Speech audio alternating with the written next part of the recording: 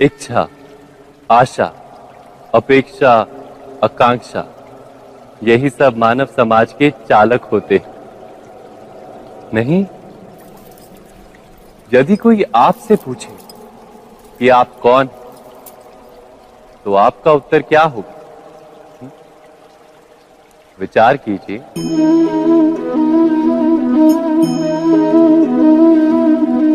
आप तुरंत ही ये जान पाएंगे कि आपकी इच्छाएं ही आपके जीवन की व्याख्या है। कुछ पाने से मिली सफलता, कुछ ना पाने से मिली निष्फलता ही आपका परिचय। अधिकतर लोग ऐसे जीते हैं कि स्वयं भीतर से मरते रहते हैं, किंतु अपनी इच्छाओं को नहीं मार पाते। इच्छाएं उन्हें दौड़ाती हैं जिस प्रकार मृग तृष्णा मृग को दौड़ाती। परंतु इन्हीं इच्छाओं के गर्भ में ही ज्ञान का प्रकाश भी। कैसे? जब इच्छाएं अपूर्ण रहती और टूटती, तब वहीं से ज्ञान की किरण प्रवेश करती है मनुष्य के हृदय। ना, ये कथा नहीं है केवल इच्छाओं के संघर्ष की, नहीं है केवल महत्वाकांक्षाओं से जन्म लेने वाले भयावह रक्तपात।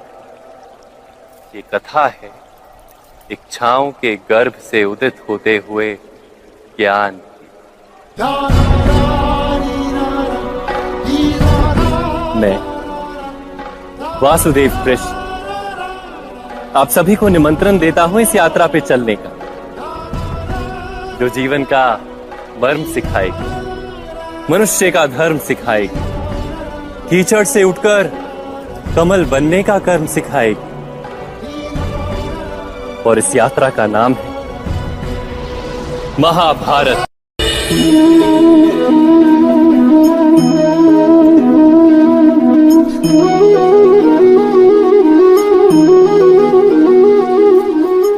संतानों के भविष्य को सुख से भरने का प्रयत्न करना, यही हर माता पिता का प्रथम कर्तव्य होता है, जिन्हें आप इस संसार में लाएं और जिनके कर्मों से ये जगत आपका भी परिचय पाएगा भविष्य में। उनके भविष्य के सुख की योजना करने से अधिक महत्व और हो भी क्या सकता है। किंतु सुख और सुरक्षा, क्या ये मनुष्य के कर्मों से प्राप्त नहीं होते?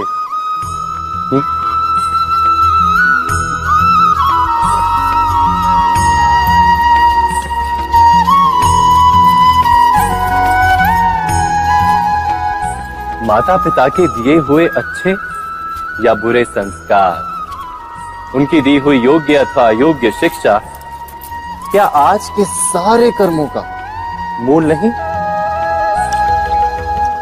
संस्कार और शिक्षा से बनता है मनुष्य का चरित्र।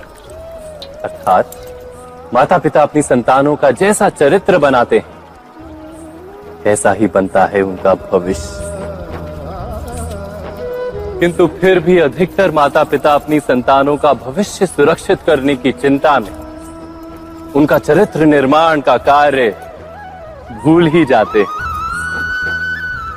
वस्तुतः जो माता पिता अपनी संतानों के भविष्य की चिंता करते हैं, उनकी संतानों को कोई लाभ नहीं होता। किंतु जो माता पिता अपने संतानों के भविष्य की नहीं, उनके चरित्र का निर्माण करते हैं, उन संतानों की प्रशस्ति समस्त संसार करता है। स्वयं विचार कीजिए।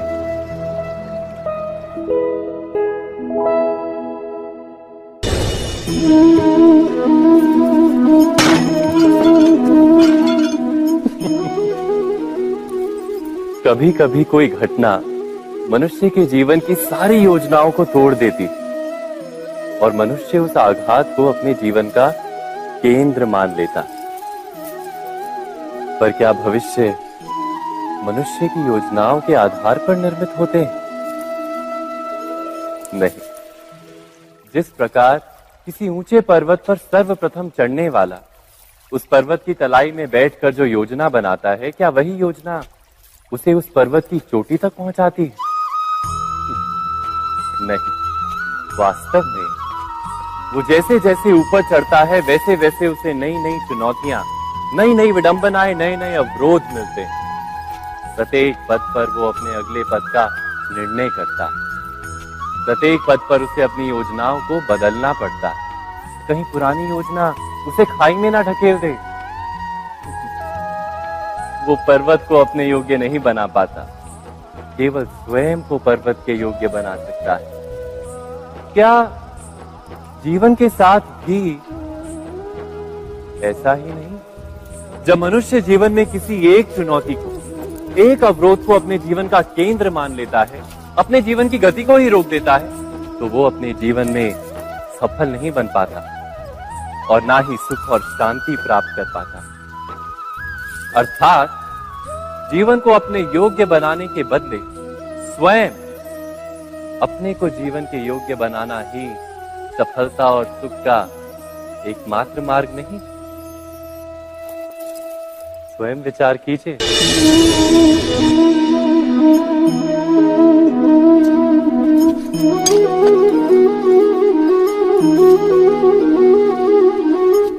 भविष्य का दूसरा नाम है संघर्ष। हृदय में आज इच्छा होती है और यदि पूर्ण नहीं हो पाती तो हृदय भविष्य की योजना बनाता है। भविष्य में इच्छा पूर्ण होगी ऐसी कल्पना करता रहता है, किंतु जीवन ना तो भविष्य में है ना अतीत में। जीवन तो इस क्षण का नाम है, अर्थात इस क्षण का अनुभव ही जीवन का अनुभव। पर हम ये जानते हुए भी इतना सा सत्य समझ नहीं पाते। या तो हम बीते हुए समय के स्मरणों को घेर कर बैठे रहते, या फिर आने वाले समय के लिए हम योजनाएं बनाते रहते हैं और जीवन जीवन बीत जाता है। एक सत्य यदि हम हृदय में उतार लें कि ना हम भविष्य देख सकते हैं, ना ही भविष्य निर्मित कर सकते हैं, हम तो केवल धैर्य और साहस के साथ भविष्य को आलिंगन दे सकते हैं, स्वागत कर सकते हैं भविष्य का। तो क्या जीवन का हर पल जीवन से नहीं भर जाएगा? स्वयं विचार कीजिए।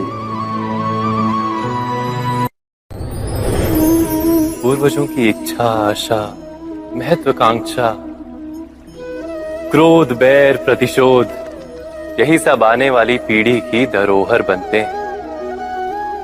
माता पिता अपनी संतानों को देना तो चाहते हैं समस्त विश्व का सुख, पर देते हैं अपनी पीड़ाओं की संपत्ति।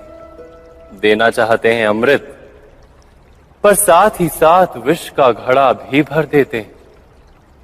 आप विचार कीजिए, आपने अपनी संतानों को क्या दिया आज तक?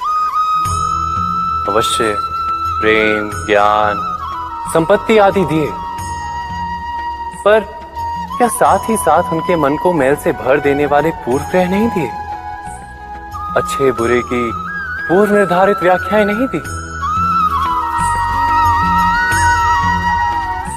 व्यक्ति का व्यक्ति के साथ, समाजों का समाजों के साथ, राष्ट्र का राष्ट्र के साथ संघर्ष क्या इन्हीं पूर्व ग्रहों से निर्मित नहीं होते? हत्या, मृत्यु, रक्तपात क्या इन्हीं पूर्व ग्रहों से नहीं जन्मते?